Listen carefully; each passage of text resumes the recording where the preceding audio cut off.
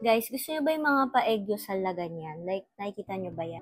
Medyo pinanipis ko lang ngayon, pero pwede pa natin extend yan dito para tayo may eye bag. So, ito i-recommend ko kung naghahanap kayo ng maganda na pang-eggyosal. So, ito yung silkworm pen ng D-Zone. Ayan yung itsura niya. Tapos, ano siya?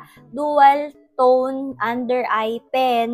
Tapos, ganito yung itsura niya. Tandaan niyo yung mga nag-trending na lipstick dati na parang gradient.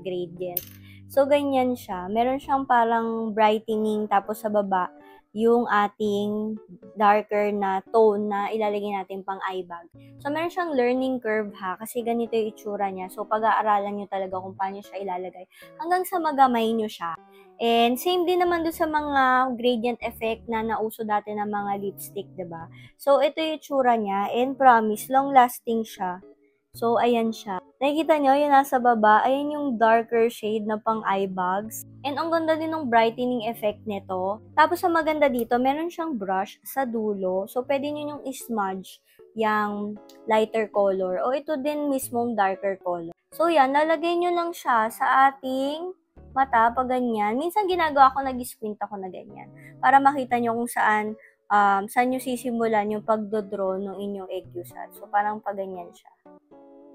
Yan, ganyan. O, diba? Ang ganda ng pagka-brightening niya. So, instant eggusal na yan. Ayan. O, diba?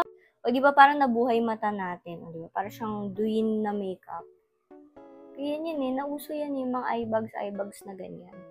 Pero yung pagka-eye bags niya is fresh.